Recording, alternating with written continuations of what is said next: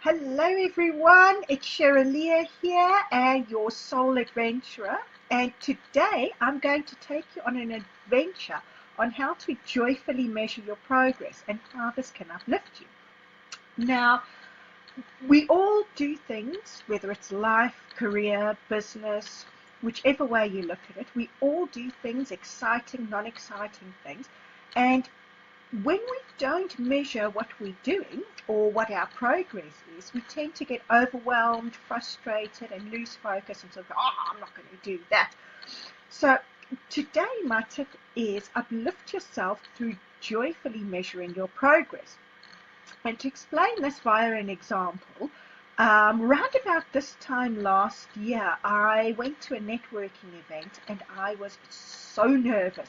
Literally everything went out my brain. I froze, didn't know what to say to anyone. I felt like an absolute lemon trying to get in between a conversation or to start a conversation with two people.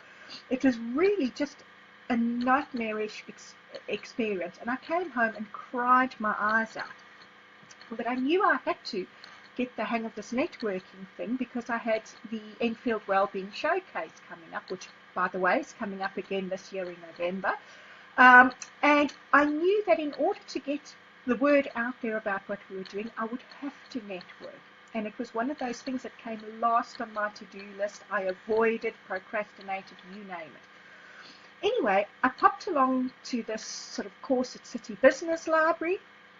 I met Mary Jane, who came along and did our January talk on networking for the socially awkward, which was fantabulous, fantastic and fabulous. And I then set off to go networking. And the beginning of this year, when we had Mary Jane's talk, it refreshed it for me, and I went out and did it again. And last night on the bus on the way home from a networking event, I was chatting with Lena, who runs Buzzing Business, and it sort of became evident as to how far I had progressed with this networking thing. The first event, I came back in tears.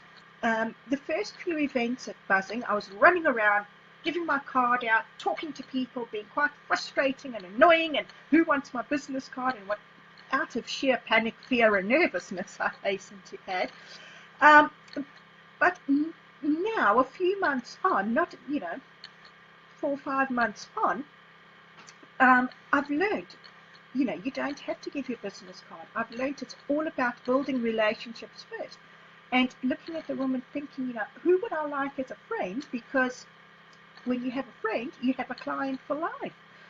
Although this is networking for your business, it's much easier to work with people who are friends or friend-like than it is with total strangers. You feel that connection, that spark gets going, and everything's just wow.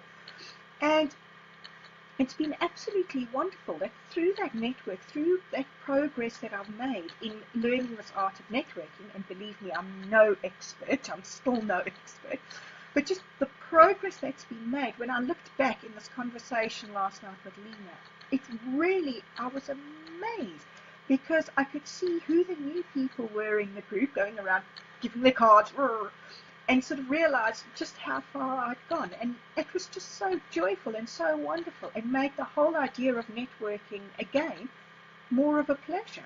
So my tip to you, whatever it is for you, whether it's networking, attracting, but whatever you're doing, uplift yourself by measuring your progress.